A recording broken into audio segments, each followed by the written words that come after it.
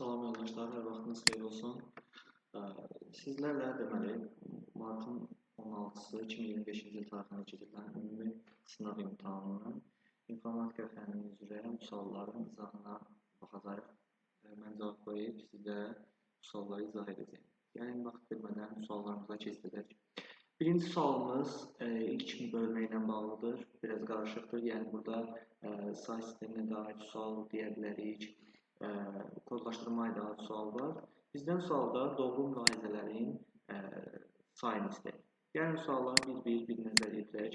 İlk öncə, birinci sual deyir ki, 3 baytla kodlaşdırıla bilən simvolların maksimal sayı 8-dir. Bizdə belə bir düstur var ki, 2 üstü n düsturu var. Yəni, belə deyək, daha rahat olsun deyə sizlərə.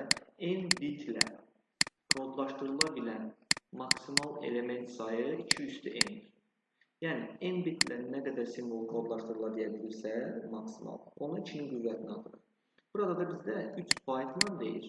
3 baytı mütləq bitə çevirib, sonra 2-nin qüvvətinə atmalıyıq. Çünki 2-nin qüvvətindən istifadə etdiyimiz ədəd hər zaman ölçü bayt olaraq bit götürülür, istisnasız. Ona görə də 3 baytı bitə çeviririk, baytı bitə çevirmək 8-ə vurur, edə 24 bit. Bunu da 2-nin qüvvətinə atanda 224 simvol istifadə etmək olar maksimal. Ona görə 3 yanlışdır. İkinci sualda 128 onluq ədədi yaddaşda 1 bayt yer tutur. Onluq sayı sistemində ədədin yaddaşda tutduğu yeri tapmaq üçün 2 üsul var idi. Birinci tema o idi ki, əgər ədəd istənilən bir ədəd 2-nin qüvvətindən tam üst gəlirsə, o zaman qüvvətindən bir vahid artıq bit yer tutur. Yəni, misal üçün, buradakı ədəd 128 2-nin qüvvətindən tam gəlirsə, qüvvətindən bir vahid artıq bit. Yəni, 7 plus 1, 8 bit yer tutur. 8 bitimizdə 1 bayt, məlum məsələ. Yox, əgər 2-nin qüvvətinə tam gəlmirsə, misal üçün 200 onluq ədəd, o zaman bu ədəddən dərhal sonra gələn 2-nin qüvvətini götürürük. 200-dən dərhal sonra gələn 2-nin qüvvəti 256-dır. Bu da 208-dir. Deməli, bu ədəd yaddaşda 8 bit yer tutur. Yəni, təqribi götürdüyümüzə görə heç vaxt üzərinə 1 gəlmirik. Lakin ədəd tam olsa, o zaman üzərinə 1 gəlirik. Onluq sayı sistemindəki ədədin yaddaşda tutduğu yeri tapmaq üçün. Burada da 128 1 bayt yer tutur, doğrudur. Ona görə də cavab ikinci doğrudur. Üçüncü, Unicode kodlaşdırma sistemində informatik sözü 88 bit yer tutur. İlk öncə, Unicode'da bir simvol 2 bayt, yəni 16 bit. ASCII-də isə bir simvol 1 bayt, yəni 8 bitdir. Biz bu verilmiş ifadədəki simvolları sayırıq. Təbii ki, dırnaqlar götürülmür. İfadədən ayırmaq üçün istifadə olunubdur dırnaqlar. İnformatik sözündə 11 dənə simbol var. Unicode-da dediyinə görə 2-yə vurduq 2 bayt, yəni 22 bayt edir və yaxud da onu bitə çevirib 8-ə vura bilərik və yaxud da birbaşa 16-ya vura bilərik, çünki cavab bitləndir. 16-ya da vuranda 176 bit edir. 88 bit ASCII kodlaşdırma sistemindəki yaddaşa tutduğu yerdir. Amma burada Unicode dediyinə görə bu ifadə yanlışdır. İndi 4960 bit 40 kilobaytdır. Bitdən kilobayta keçmək üçün biz 213-ə bölürük. Çünki bitdən bayta 203, baytdan kilobayta 210. Yəni 200-ü birbaşa 13-ə bölürük. 40960-da belə yazıram. 4096 vur 10. Yəni 200-ü 12 vurulsun 10 bit. Kilobayt çevirmək üçün 213-ə bölürəm.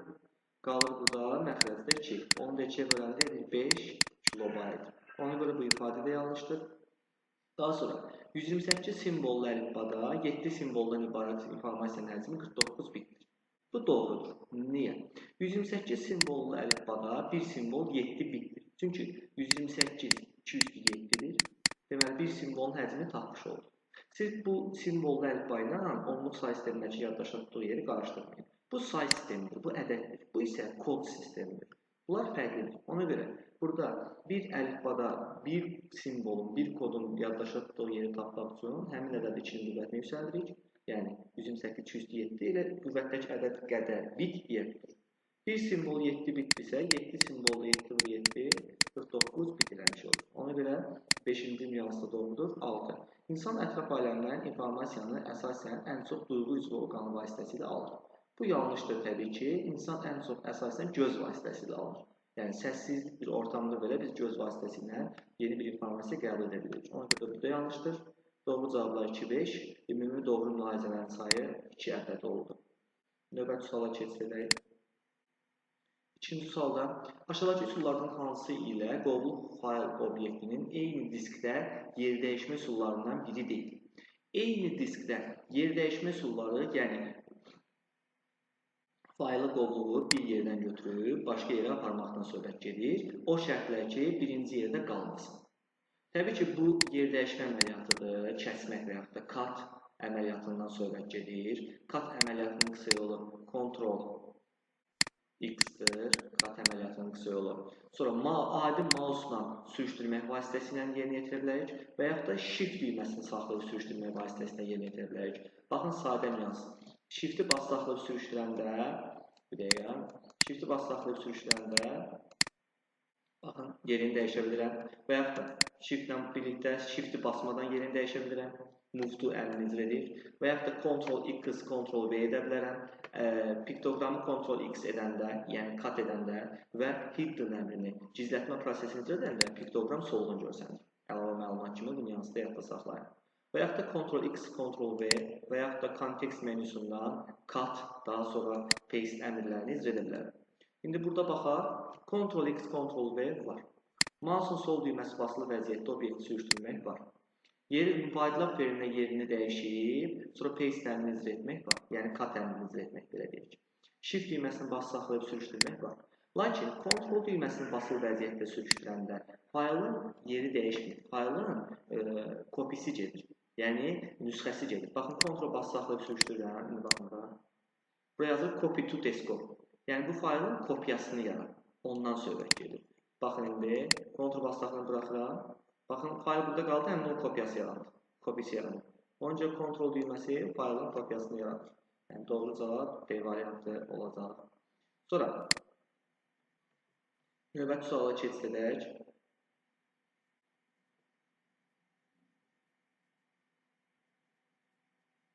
Bir saniyə. Okey. Növbəti sualımız. Üçüncü sual. Bir 47 səhifəli sənəd aşağıdakı parametrlər əsasında çapa göndərilmişdir. Bu fraqmentə əsasən ən çoxu neçə A4 vərəqi lazımdır? 47 səhifəli sənəddir. Bunu yadda saxladıq. Daha sonra baxıram. Kopyalarımın sayı 47, aşağıda 47 səhifə. Kopyaların sayı 4 dənədir. Sonra baxıram. Burada qeyd olunur ki, bu bölmələr sırf çap olunur, yəni bu səhifələr çap olunur. Ona görə bu 47 səhifənin ümumi əsas dəyəri yoxdur. Buradakı səhifələrin sayını qeyd edirəm. 1, 2 səhifə buradan üstə gəlir. 4-dən 8-ə 5 səhifə, çünki 4 özü 8-də daxil olduğuna görə 4-dən 8-ə böyüdən kiçik çıx, üstə 1 gəl, ümumi sayı tapmaq üçün. Burada 5 dənə olur. Daha sonra 10-dan 25-ə də 16 dənə olacaq. Bu ümumi sayı elədi 23 səhifə. Deməli, əməliyyatları biz 47 səhifə üzərində yox, 23 səhifə üzərində aparacaq. Daha sonra baxırıq da, hər iki tərəfdə çap, 200-lü çapdır deyə ümumi səhifə sayını 2-yə bölürəm. Cavab kəsr olunsa belə hər zaman 1 tam yüksək götürürəm. Qalmasa nədirsə özü tam bölünür. Yox, kəsr qalırsa 1 tam yuxarı. Yəni 23-ü 2-yə böləndə 11.5 edir, mən götürürəm 12. Sonra baxıram, hər vərəqə 6 səhifə dediyinə görə bir də 12-ni bölürəm 6-ya, qaldı 2. Deməli, sonda 2 dənə vərəq çıxacaq. Lakin bizdən 4 kopi deyildi. Sonda isə kopyaların sayına vururam hər zaman. 2-ni 4-ə vururam, 8. Deməli, çapdan bizdə 8 vərəq çıxmış olacaq. Ona görə doğru cavab B variantı olacaq. Daha sonra növbəti 4-cü sual. Access proqramında məlumatı çapa hazırlamaq üçün Clear tabında hansı qrupdakı əmr seçilmişdir? Bunu dərs proses zamanında demişdik, ümumən qeyd edə bilərik ki, bəzi açar sözlər var ki, Access-in obyektlərini əzbərləmədən yadda saxlamaq vəsiqdir. Bu açar sözlərdən biri də, misal üçün, çapda. Çap sözü gördüksə, demişdik ki, bu report. Misal üçün, şərt, meyar, bu sözləri gördüksə, bu necə sorğu yaratmaqdır, query'sdir. İnternet, şəbəkə sözləri gördüksə, bu page'dir. Sonra verilənlərin daxil edilməsi, redaksiyası, onlara baxış, formsdır, formalardır. Access-in əsas obyekti, verilənlərin saxlanıldığı yer, tables'dır, cədvəllərdir. Bu formada qaydaları əzbərləmədən dərəcələri yadda saxlaya bilərsiniz. 95% hallarda bu qayda ödənir. Yəni testlərdə işləyən zamanda qarşınıza çıxa bilər. O zaman da bizə çap deyirsə, çapda təbii ki, reportdan söhbət gedir. 5-ci suala keçdirək. 5-ci sual sırf say sistemlərimizdən bağlı olan bir sualdır. Deyir ki, əməliyyatlar ardıcıl icra olunmuşdur, nəticədə yeni ədəd alınmışdır. Alınmış yeni ədədi onluq say sistemində ifadə edir. Biz deməli ədədləri onluq say sistemi üzərindən işləməliyik. Birinci deyir, 18-in kvadratı onluq ədədini daxil edək. 18-in kvadratı onluq ədədini ya birbaşa elə cavabında hesablı yaza bilərsiniz. Yəni, çox böyük bir ədəd deyil. Misal 18-in kvadratı bizdə deyil 324. Bunu rahatlıqla yazmaq olur. 324 onluq ədədini daxil etdim. Nəyə görə onluqla işləyirəm? Nəticədə onluqla istəyir bizdən. Və biz də həm də qeyd etmişdik ki, toplama, çıxma, vurma, bölmə əməliyyatlarını onluq say sisteminə gətirib hesablamalar daha sərfəlidir bizim üçün. Bu demək deyil ki, digər say sistemlərində hesablama yoxdur. Var. Lakin əsasən onluq say sistemində hesablamalardan istifadə etmək daha məqsədə uyğundur. Ədədi daxil etdim. Daha sonra deyir ki, bu ədəddən ikilik ədədi çıx. Bu ikilik ədəd də gəlib onluq say sisteminə çevirək. İstənilən say sistemindən onluğa keçmək üçün sağdan sola sıfırdan başlayaraq nömrələyirəm. 0, 1, 2, 3, 4, 5. Birinci rəqəm vurulsun 2 üstü 5. Üstə gələk. Sıfırları yazmağa ehtiyac yox. Çünki 0 vurulsun 2 üstü 4 yazsam belə zaten ədəd sıfırda vurulduğuna görə gedəcək. Ona görə 1'ləri yazıram ancaq. Bir də burada sonunda 1 var bizdə. 1 vurulsun 2 üstü 0. 32 üstə gəl 1, elədi 33. 324-dən 33 ədədini çıxır. 324-dən 30 ədədini çıxıram. Qalır bizdə 200, deməli 91. Bu ədəd qaldı. Daha sonra deyir ki, əgər alınmış ədəd yaddaşda 10 bitdən çox yer tutursa, indi bayaq qeyd etdiyimiz kimi, bu ədədin yaddaşda tutduğu yeri tapmaq üçün 2-nin qüvvətinə gətirməliyik. 2-nin qüvvətinə tam gəlmirsə, özündən dərhal sonra gələn 2-nin qüvvəti 5 son 2, 256 ola bilməz. Çünki 291-dən kiçikdir. Dərhal sonra gələn olmalıdır mütləq şəkildə. Bu da 209. Deməli, bu 291 ədədin yaddaşda 9 bit yer tutur. Yəni 10 bitdən az yer tutur, çox yer tutur. Onda deməli, F16 ədədini çıxmıram, əksinə A16 ədədini üzərinə gəlir. Yəni 291-in onluğun üzərinə gəlirəm A16 ədədi. Biz də bilirik ki, A ədədi onluq say sistemində 10-a bərabərdir. Yəni 291-in üstə gəlirəm 10-u, elədi 301 onluqda. Nəticəmiz B variantı doğru cavabımız. 6-cı sualda Excel 2009-da xanaların formatı aşağıdakılardan hansılardır? İlk öncə, gəlin bunu göstərək. Xanaların formatı dedikdə bizdə bu Excel hər bir xanasının tipindən söhbət gedir. Hər bir xanaya tip vermək üçün Home tabının Number qrupundakı əmrlərdən istifadə edirik. Exceldə baxın, bu xana tipləri var. Biraz da ekrana yaxınlaşsa, buradan göstərə bilərik ki, Number, Currency, According, Date, Time, Percentage, Fraction, Scientific, Text, Special bunlardan söhbət gedir. Hər birində özünə məxsus tiplərdir. İndi biz testimizə baxaq. Testimizdə bunlardan hansı var? Percentage var. Currency var. AdSense-ın Access proqramında sahə tiplərindəndir. Autonomada Access proqramında sahə tiplərindəndir. Hyperlink-də Access proqramında sahə tiplərindəndir. Obyektdə Access proqramında sahə tiplərindəndir. Number var. 1, 3, 6. Doğru cavab C variantı. 7-ci sualda aşağıdakı mətndə sözlərin altından çəkilən qırmızı xəttlər nə edilir? Word-də yadda saxlayırsınız ki, əgər sözlərin altından qırmızı dalğalı xəttlər gəlirsə, bu orfoqrafik, yəni sözlərin yazılışının səhvlərin olduğunu bildirir. Yox, yaşıl dalğalı xəttlər gəlirsə, onda sözlərin qrammatik səhvlər olduğunu bildirir. Burada da qırmızı dalğalı xətt gəldiyinə görə orfoqrafik səhvlərin olduğu bilinir. Keçək növbəti suala. Xüsusi qələmlə ekranda yazılan informasiyanın olduğu kimi kompüterə köçürülür. Baxın, hal-hazırda istifadə edirəm. Bu qurğunun ekranda nöqtələrlə deyil, xəttlərlə təsvir alındığı üçün seyrəklik qabiliyyəti bir-birinə düşən xəttlərin sayı ilə təyin olunur. Təbii ki, burada digitizer, yəni və yaxud da qrafik planşetdən söhbət gedir. Yəni hal-hazırda mən də sualların izahında hal-hazırda istifadə edirəm. Yəni mouse-la bu qədər səliqəli və rahat yazmaq mümkün deyil təbii ki. Lakin Digitizer qrafik planşet deyə bir qurğudan istifadə etməklə bu prosesi rahatlıqla icra etmək olar. Və qeyd üçün deyim ki, Digitizer giriş qurğusudur. Bunu da yadda saxlayaq. Burada streamer xarici yaddaş qurğusudur. Magnet lenkdir, köhnə toy kasetləri deyə bilərik. Monitor məlumatı görüntünü xaricdən çıxış qurğusudur. Plotter daha printerdən daha böyük, yəni A3-dən daha böyük vərəqlərin çapı üçün istifadə olunan qurğudur, çap qurğusudur, çıxış qurğusudur. Skanerdə məlumatları qrafik formatlara, kompüterə daxil edən qurğudur. Yəni doğru cavab 8-də D variantı olacaq. 9-cu sual. Şəbəkə ilə, internet şəbəkə ilə bağlı olan bir sualdır. İnternet ünvanı verilmişdir. Haqqında doğru fikirləri seçin. Gəlin ilk öncə analiz edin. Bu URL-lərdə və yaxud da linklərdə, internet ünvanlarında hər zaman lap qoşu nöqtədən, yəni / qoşu nöqtə belə ondan başda gələn protokol adıdır. Mütləq şəkildə protokol adıdır. Sonra www internet xidmətidir, World Wide Web. HTTP də hipermətnlərin sınaq protokoludur. Sayt adlarında adətən qarşıda gəlir. www World Wide Web dünya hörümçəkdir, yəni internet xidmətidir. Bu bir xidmətdir. Web.gov.az isə bizim saytımızın server adıdır. Web saytın yerləşdiyi kontinin internet adıdır, unikal adıdır. Belə deyək.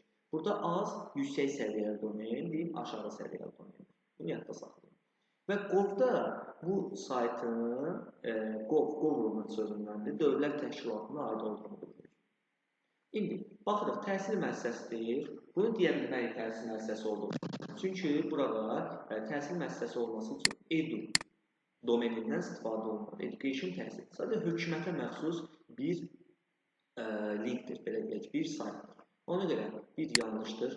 Dövlət təşkilatıdır, bəli deyilik, doğrudur. HTTP protokol dedik, lakin internet xidməti yanlışdır. Web.gov.az web saytının yerləşdiyi country internet adıdır, doğrudur. Ən yüksək səviyyəli domen azdır və ya qeyd etdiyi doğrudur. www isə internet xidmətidir, protokol deyil. Yəni 3 növ altını yanlış tərs yazdım. Ona görə bu da yanlışdır. Doğru cavab 2, 4, 5, yəni C variantı. Daha sonra 10-cu sual. Faylın ötürülmə sürəti 256 bit bölü saniyə olan modelin 3 dəqiqəyə ötürülən fayl ötürülmə sürəti bu qədər olan vasitə neçə saniyə ötürülür? Buradan əslində fizikadakı o S bərabərdir VT düsturundan məntiqini gedə bilərsin. Sadəcə gedilən yol yerinə həcm bərabərdir VT yazılır. Burada fikir verirsə sürətlə zaman necə mütənasibdir? Yəni bərabərliyin bir tərəfində olan məlumatlar bir-biri ilə tərs mütənasibdir. Belə bir riyazi deyilir. Yəni sürətlə zaman tərs mütənasibdir. Yəni belə yaza bilərik də, baxın. 256 bit bölü saniyə məlumatı 3 dəqiqəyə, 3 dəqiqənin 180 saniyə təbii ki. 180 saniyə ötürürsə 3072 bit bölü saniyə olan məlumatı neçə saniyə ötürür? X-də tapmaq üçün düz mütənasib olanda çarpma qoyulduqsa, tərs mütənasib olanda qarşı-qarşıya qoyulur. Yəni 3072 vurub X bərabər 256 vurub 180. X-də tapmaq üçün 256 vurub 180-ı bölürük 3072-yə. Yəni 256 208 vurub 180 belə yazaram. 3072 isə 3 vurulsun 1024. Yəni 210 vurulsun 3. 208-dən 210 sayı burada qaldı 4. 3 ilə 180 sayı qaldı 60. 60-da 4-ə böləndə qaldı 15 saniyə. Deməli, məlumatı 15 saniyə ötürülür. Bu belə. 11-ci sualda mətn olmayan faylları seçin. Biz bir fayl adından baxıb, faylın hansı tipə məxsus olduğunu bilmək üçün onun mütləq şəkildə adında uzantısına və ya genişlənməsinə, nöqtədən sonraki hissəsinə baxırıq. Əgər nöqtədən sonra doc, docx, txt, rtf, rt və yaxud da dotx və s. kimi uzantılar görsək, demək bunlar mətn fayllardır. Bizdə isə burada mətn olmayan fayllar. BMP Paint proqramının orijinal genişlənməsidir, qrafik redaktor faylıdır, mətn deyil, götürdük. txt Notepad proqramının genişlənməsidir, mətndir, getdi.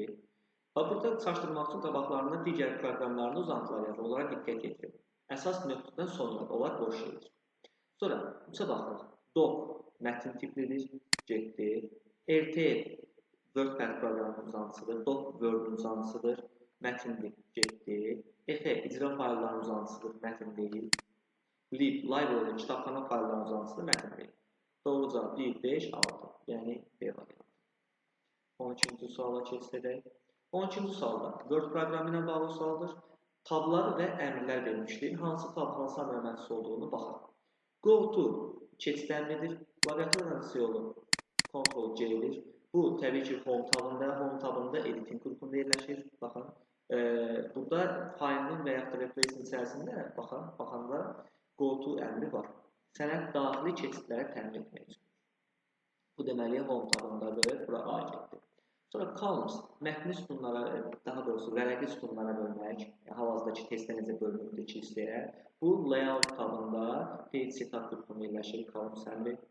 Deməli, bu da layout tabına məxsusdur. Sonra quick pass, cəld yollar, cəld müraciətlər, bu insert tabının text qrupunda yerləşir. Quick pass əmri, sadə hazır əmrlər var burada. Daha sonra signature line, imza xətti, imza sətri. İmza sətrə baxın, burada yerləşir. Online imzaların əlavə olunması üçün birbaşa istifadə olunur. O da insert text qrupunda yerləşir. Deməli, insert C və B getdir. Wrap text əmri də Excel-dəki wrap textlə Word-dəki wrap texti qəti surətdə qarşıdırmayın. Wrap text əmri də layout tabında yerləşir. Baxın, layout tabında arrange qrupunda wrap text əmri yerləşir ki, yəni əlavə olunmuş bizim qrafik təsvirimizi, belə deyək də, obyektimizi yazılarla əlaqələndirmək üçün istifadə olunur. Hal-hazırda qeyri-aktivdir. Niyə? Hər hansı bir obyekt seçilməyibdir və əlavə olunmayıbdır deyə. 1-ə A, 2-ə B, G, 3-ə C, D, doğru cavab D variantı. 13-cü suala keçsək, şəkildə təsvir olunmuş menyu hansı panelə aiddir? Baxın, buradan bir şeyi tutmaq olar birinci. Necə? On click, biz, previews, after previews. Bunlar PowerPoint-də əlavə olunmuş, belə deyək ki, slayda yox, əlavə olunmuş obyektdə verilmiş animasiyanın başlama effektləridir. On click, mouse klikləri ilə başlasın, əvvəlkindən başlasın, əvvəlkindən sonra başlasın. Bu da, baxın, slayda animation tabına daxil oluram, hər hansı bir animasiya verildikdə, animation pane panelinə daxil olduqda, sağ tərəfdə baxın, bu düyməni basdıqda açılan bu paneldir. Yəni, animation pane paneli vasitəsilə bura daxil olmaq mümkündür.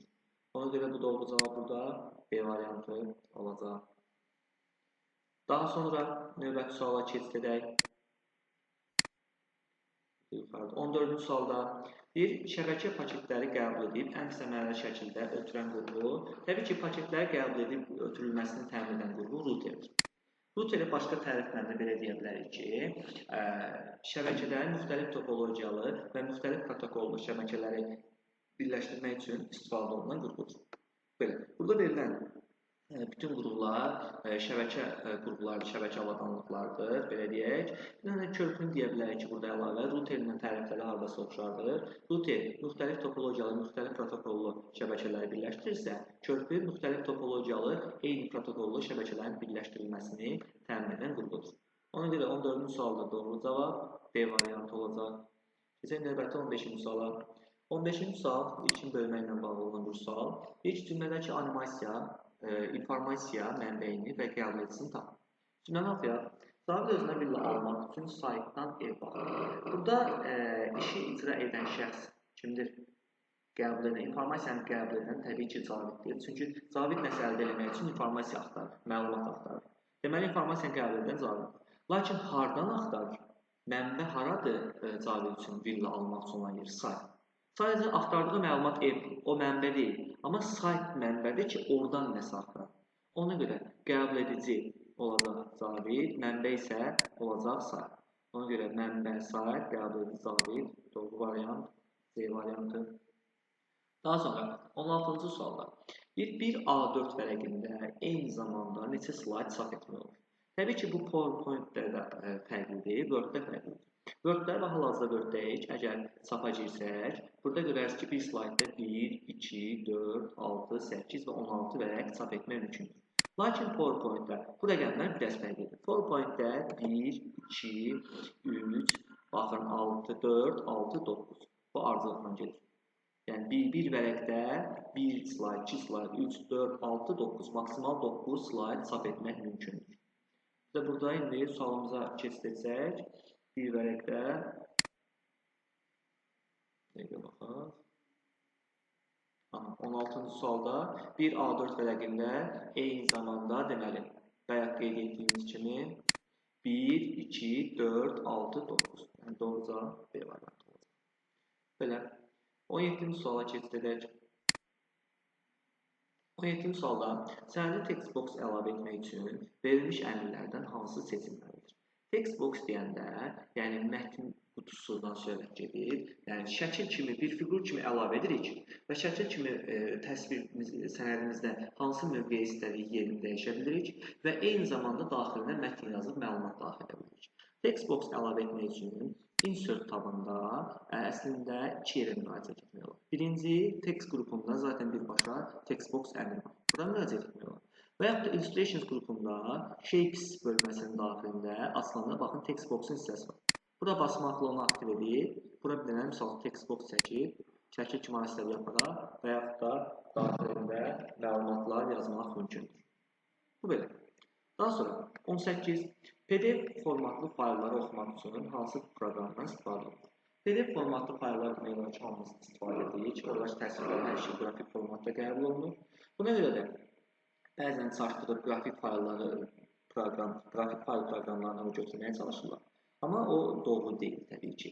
Burada PDF proqramını açmaq üçün istifadə olunan proqramlar hansıdır? Deməli, PDF, Adobe Acrobat'dır. Birinci variantı doğrudur. Adobe Freehand vektor proqramıdır, qrafik redaktordur. Photoshop raster proqramıdır, qrafik redaktordur. Adobe Flash vektor qrafik redaktordur. Paint isə raster qrafik redaktordur. Yəni 18-də doğru cavab A variantı olacaq. Daha sonra 19-cu suala keçsək. 19-cu sualda CMYK rəng modelində bir pikselin həcmi ilə.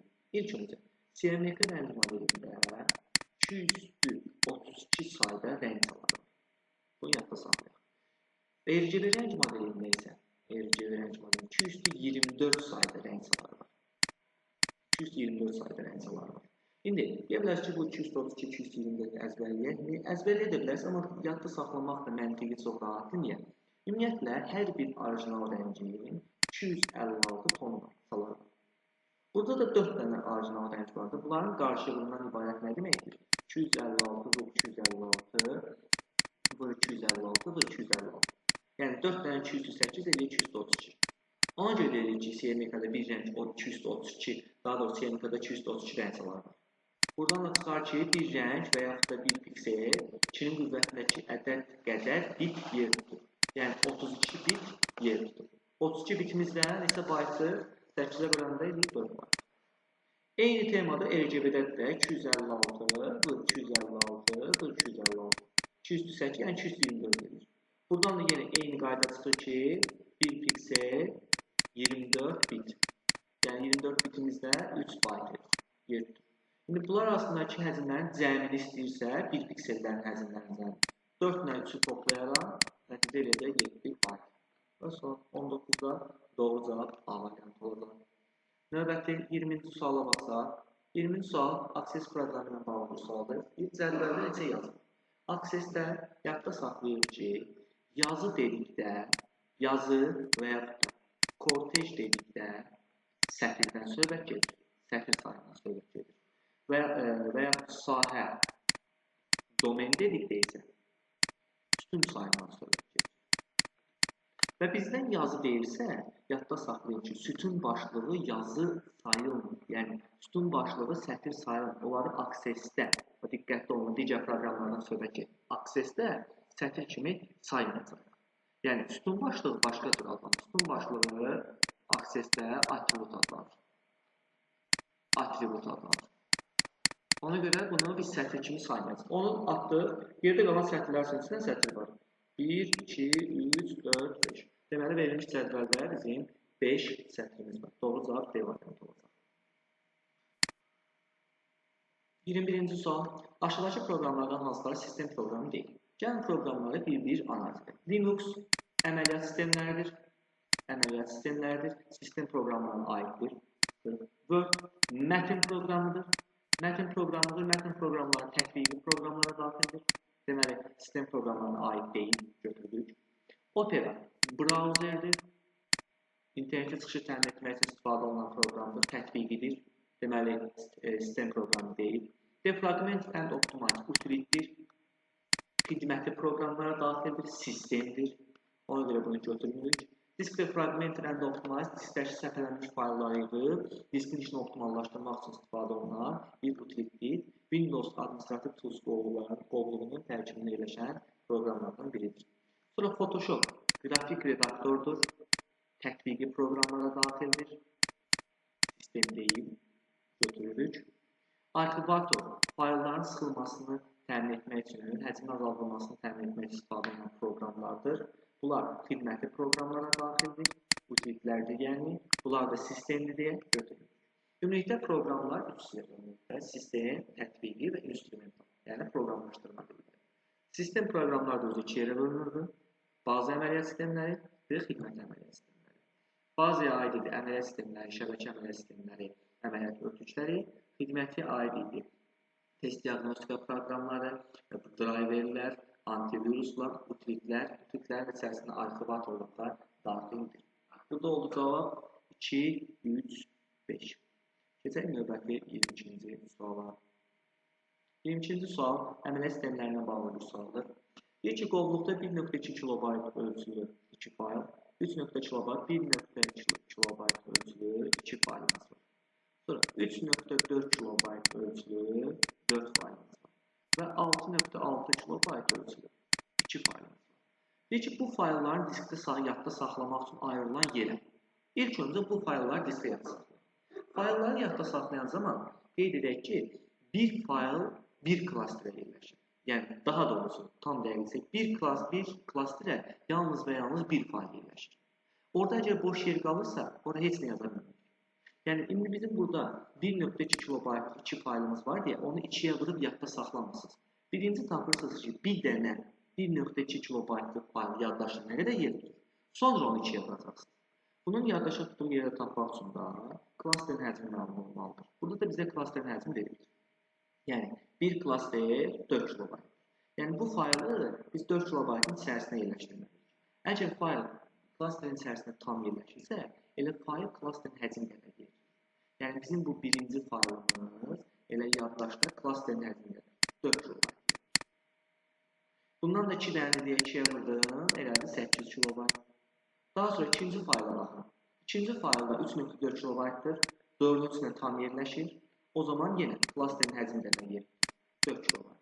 Bundan da 4 dənə olduğuna görə 4-4-ə vurduq, elədi 16 kilobayt. Üçüncü faylıma baxın. Üçüncü fayl 4-ün içində tam yerləşir. Tam yerləşmədiyinə görə bu faylı yadda saxlamaq üçün minimal neçə 4-ə ehtiyacımız var? 2 dənə 4-ə ehtiyacımız var. 2 dənə 4-ün nə qədər edir? 8 kilobayt. Deməli, bu faylın yaddaşda 8 kilobayt yer tutur. Və burada boş qalan o 1.4 kilobayt hissəyə heç nə yaza bilmirik. O dolu hesab olunur. Ora heç bir məlumat köçürmək mümkün deyil. Çünki hər faylın özünə məxsus klasterləri var. Bu fayldan da 2 dənə olduğuna görə 2-yə vururam. Elədi 6 kilobayt. Bu fayllar indi üçü birlikdə artıq toplaya bilərəm. Yaddaşda nə qədər yer tutacaq? 24, 40. Deməli, bu fayllar üçü birlikdə 40 kilobayt yer. Bunu tapdım. İndi bizə deyir ki, bu tutduğu yerə, yəni 40 kilobaytlıq yerə Unicode sistemini neçə simvol yerləşdirir? Biz bilirik ki, Unicode'da bir simvol 2 bayt yer. Bunu bilirik. Bu qədər yerə neçə simvol yerləşdiyini tapmaq üçün biz 40 kilobaytı bölməliyik 2 bayta. Kilobaytı da bayta çevirmək üçün, kilobayt da bayta çevirmək üçün buradan yazaq. 200 də 10-a vurur. 40 vurulsun 210 bölünsün 2. Bu deyir 20 vurulsun 210. Yəni 20 vurulsun 1024, 20 vurulsun 1024. Bu deyir 20.480 simvol.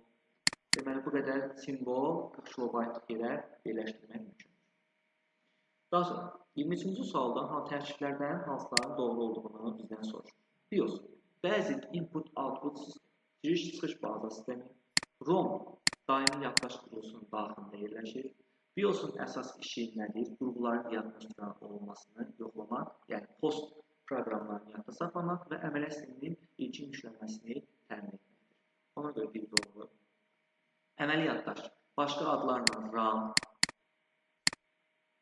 başqa adla operativ yaddaş, başqa adla müvəqqəti yaddaş, verilənləri aktiv olduğu müddətdə, qısa müddət deyil, yadda saxlamaq üçün istifadə olunan yaddaş qrupusudur. O da bir də deyir, aktiv proqram və verilərləri qısa müddət yadda saxlayır, doğrudur. Səs platası informasiya daşıyıcısı deyil. İnformasiya daşıyıcısı olmaq üçün yaddaş qrupusu olmalıdır mütləq şəkildə. İnformasiyanı da uzun müddətli daşıyan qruplar xarici yaddaş qruplardır. Bunlar yadda saxlayın. Onca 3 yanlışdır. Lazerli printerlərdə saf üçün tonerlərdən, yəni tozlardan istifadə olunur. Mürəkkəblər istifadə olunan printer isə şırnaqlı printerlərdir. Ona görə 4 yanlışdır. Kontroller ana plata üzərində yerləşən qrupların kompüter tərəfindən tanınmasını təmin edən mikrosxemdir. Yaddaş qrupusu deyil. Ona görə 5-də yanlışdır. DVD-ərə məlumatı dəfələrlə yazıb silmək mümkündür. Xeyr, yanlışdır. DVD decodable sözündən məlumatın bir dəfə yazılmasından sonra ora məlumatı yazıb dəyişmək mümkün deyil. Ona görə də 6-da yanlışdır. Doğru cavab 1-2 olacaqdır.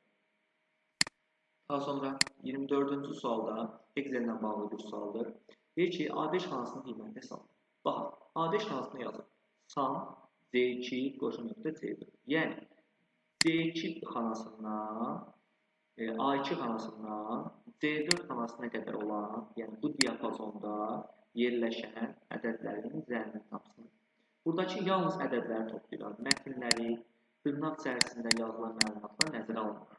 Diapazon daxilində. Yəni, burada belə olur da 4 plus 5 plus 8 plus 3 plus 8. Daha sonra, funksiya daxilində ədədin dırnaqlı və ya dırnaqsız yazılmağın mənası yoxdur. Yəni, 2 halda da ədəd olaraq götürülür. Yəni, burada dırnaqda 3 yazıbsa, bunu 3 olaraq götürülür.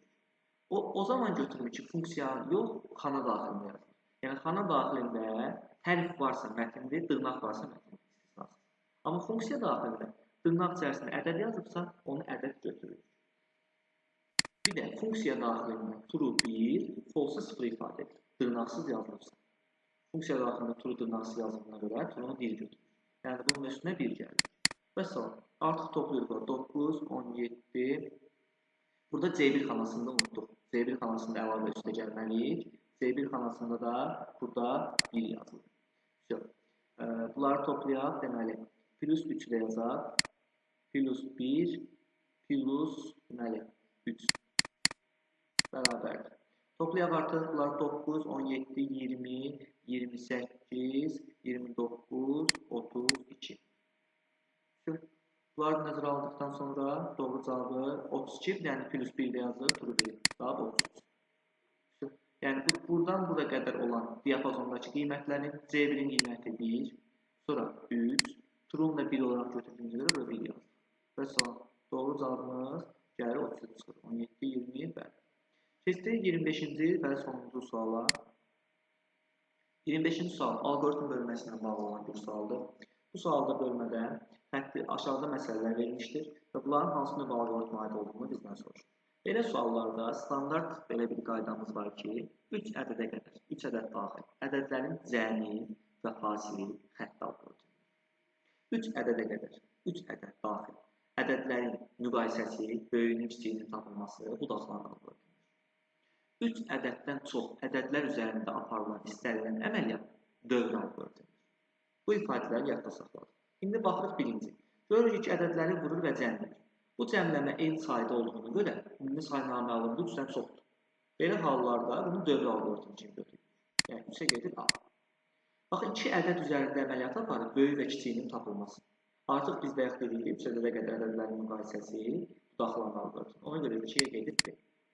Baxın, birlikdə də burada da 3 ədəddən çox ədədlər üzərində hasilli tapılır, 3 ədəddən çox əməliyyat dövrdür.